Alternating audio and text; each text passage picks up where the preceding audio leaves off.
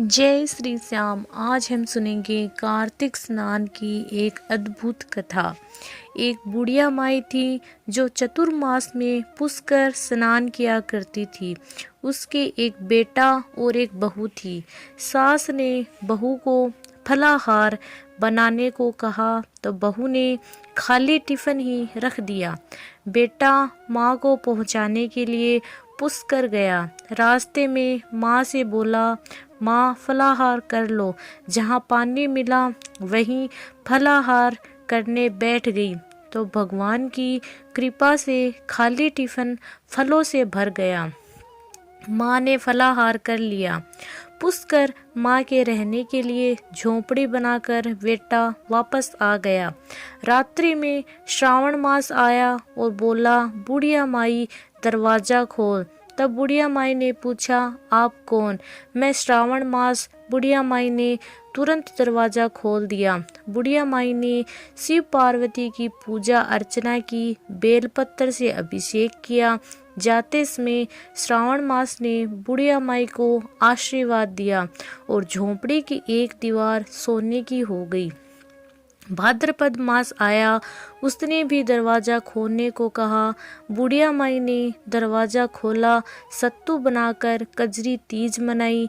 भाद्रपद मास ने बुढ़िया माई को आशीर्वाद दिया और झोंपड़ी की दूसरी दीवार भी सोने की हो गई। फिर अश्विन मास आया, उसने भी दरवाजा खोलने को कहा। बुढ़िया माई ने दरवाजा खोला, पितरों का तर्पण कर ब्राह्मण भोज कराकर श्राद्ध किया। नवरात्रि में माँ दुर्गा को अखंड ज्योति जलाकर प्रसन्न किया। सत्य की विजय दिवस के रूप में बुराई का अंत की खुशी में दशहरा मनाया। अश्विन मास ने जाते समय प्रसन्न होकर तीसरी दीवार भी बहुमूल्य रत्नों से जड़ित कर दी और बुढ़िया माई को सदैव प्रसन्न रहने का आशीर्वाद दिया। इन सब के बाद कार्तिक मास आया, उसने भी दरवाजा खोलने को कहा। बुढ़िया माई ने दरवाजा खोला, अति प्रसन्न मन से कार्तिक स्नान किया, दीप दान कर दिवाली, गोवर्धन पूजा, भाई दूज, गोपा अष्टमी, आंवला नवमी मनाई। कार्तिक मास ने जाते समय आशीर्वाद दिया और झोंपड़ी के स्थान पर महल बन गया। बुढ़िया माई गरीबों की सेवा कर भजन कीर्तन में अपना समय व्यतीत करने लगी। बेटा अपनी माँ को लेने आया तो माँ और झोपड़ी को पहचान ना सका तो पड़ोसियों से पूछा। उन्होंने बताया तो बेटा माँ के चरणों में गिरकर बोला, माँ घर चलो। सारे सामान के साथ घर ले आया। सासू माँ के ठाठ देखकर बहू के मन में लालच आ गया और उसने अपनी माँ को भी पुष्कर छोड़कर आने को कहा तो उसका पति अपनी सास को भी पुष्कर छोड़ आया। परंतु बहू की माँ की धर्म कर्म में बिल्कुल भी रुचि नहीं थी। वह 4 समय भोजन करती और दिन भर सोती। चारों मास आए और चले गए। जाते समय झोंपड़ी गिर गई और बहू की माँ गधी की योनि में चली गई, क्योंकि औरत लक्ष्मी का रूप है और लक्ष्मी की तरह चंचल होना चाहिए। भगवान की पूजा और अतिथि का सम्मान और दान पुण्य करना चाहिए।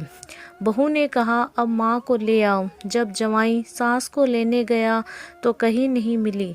लोगों से पूछने पर लोगों ने बताया कि तेरी सास धर्म कर्म कुछ नहीं करती थी, खाती थी और सोती थी, जिससे वह गधी की योनि में चली गई। जवाई गधी योनि को बांधकर घर ले आया। उसकी पत्नी ने पूछा, मेरी माँ कहाँ है? तब पति ने कहा, तेरे लालच की वजह से तेरी माँ गधी की योनि में आ गई। बड़े बड़े विद्वानों, ब्राह्मण, ऋषि मुनियों से पूछने पर उन्होंने बताया कि तेरी सास के स्नान किए हुए पानी से स्नान कराने पर उसे मनुष्य की योनि मिलेगी। तब बहू ने ऐसा ही किया और उसकी माँ पुनः मनुष्य की योनि में आ गई। हे राधा दामोदर, भगवान जैसा बुढ़िया माई को दिया वैसा सबको देना। कहते को, सुनते को, हुंकारा भरते को और हमारे भी सारे परिवार को देना। बोलो भगवान राधा कृष्णा की जय।